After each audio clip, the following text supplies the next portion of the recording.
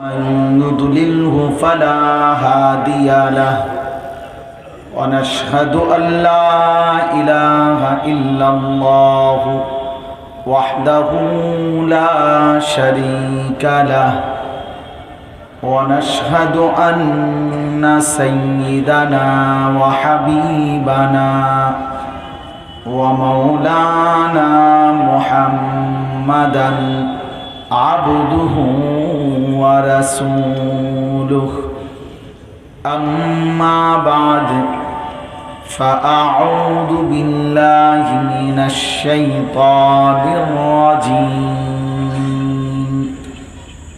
بسم الله الرحمن الرحيم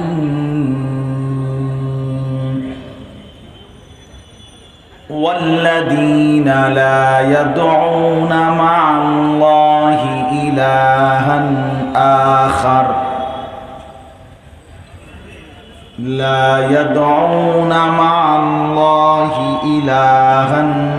آخر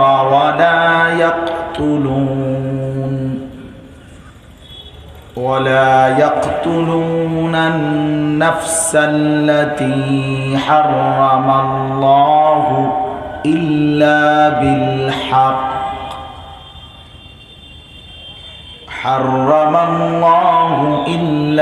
بالحق ولا يزنون ومن يفعل ذلك يلقى أثاما يضاعف له العذاب يوم القيامة ويخلد فيه مهانا إلا من تاب وآمن وعمل عملا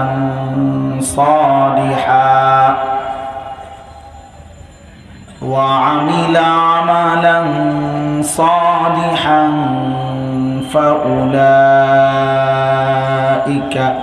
يبدل الله سيئاتهم حسنات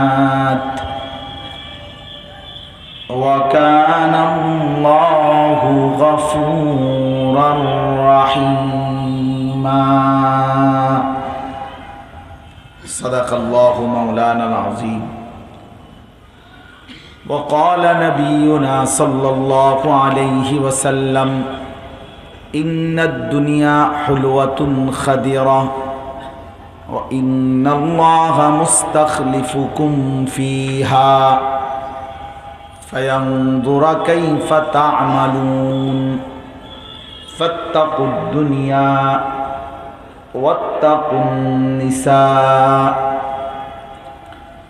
فإن أول فتنة بني إسرائيل كانت في النساء اللهم صل على محمد وعلى آل محمد كما صليت على إبراهيم وعلى آل إبراهيم إنك حميد مجيد اللهم بارك على محمد وعلى آل محمد كما باركت على إبراهيم وعلى آل إبراهيم إنك حميد مجيد سبحانك لا علم لنا إلا ما علمتنا إنك أنت العليم الحكيم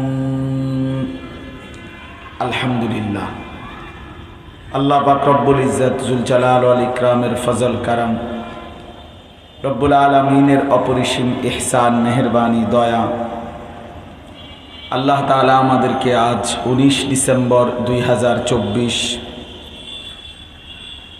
বাইতুল মাহমুদ জামে মসজিদের উদ্যোগে আজকের এই 3 দিন ব্যাপী তাফসীরুল কোরআন মাহফিলের দ্বিতীয় দিনে আল্লাহ তাআলাই আমাদেরকে আল্লাহর জন্য জমা হওয়ার তৌফিক দান করেছেন। এজন্য আমরা সকলেই বলি আলহামদুলিল্লাহ।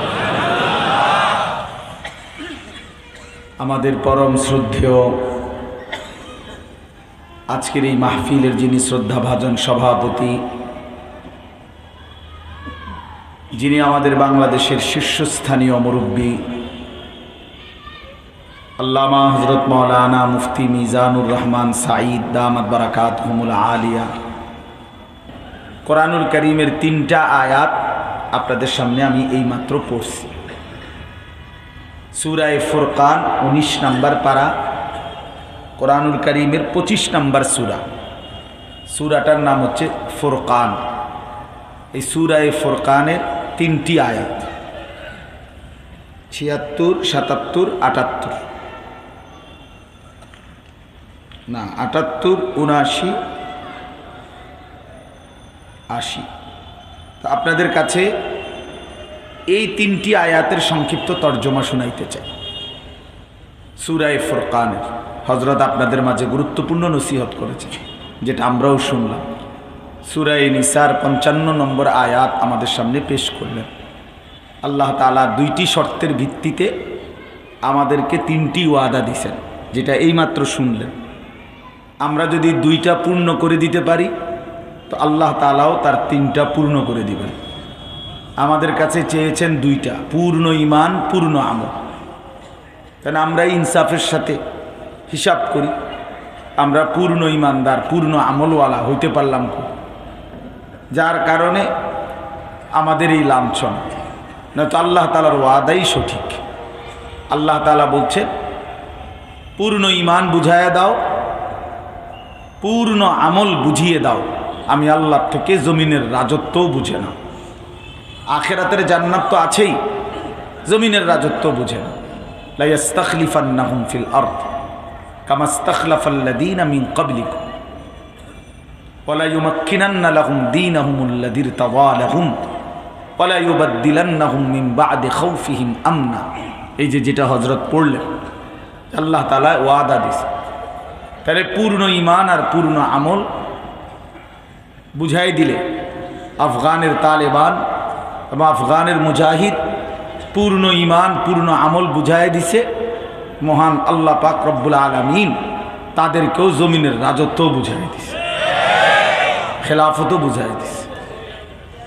এই বছরে আমি হজ্জের সময় ইমারতে ইসলামিয়া আফগানিস্তান, এইগুলা জামাওয়ালা যেই হাজিরা তাওয়াফ করছে, প্রত্যেক দিন আমি চেষ্টা করতাম এরকম কোনো হাজি সাহেবের পিছনে হাঁটতাম। এটা শুধু তাকাইতাম আর ভাল লাগতো যে ইমারতে ইসলামিয়া আফগানিস্তান লেখা, মানে এইরকম কেউরে পাই খুঁজতাম তাওয়াফের মধ্যে, আর এই বেটার পিছে পিছে হাঁটতাম ইচ্ছা করে, মানে এমনিতে যে হাই আফগানিস্তান যে দেখলাম বারবার নাম, এইটাই কলিজা ঠান্ডা। এই জন্য আসলে পূর্ণ ঈমান, পূর্ণ আমল বুঝাইয়া দিলে আল্লাহর ওয়াদাই সঠিক। আমাদের ঘাটতির কারণে আমরা আমাদের আল্লাহ তাআলার ওয়াদা আমাদের দ্বারা আমাদের জন্য হচ্ছে না। আল্লাহ তাআলা আমাদেরকে পূর্ণ ঈমানদার, পূর্ণ আমলওয়ালা হওয়ার তৌফিক দান করেন। ইসলাম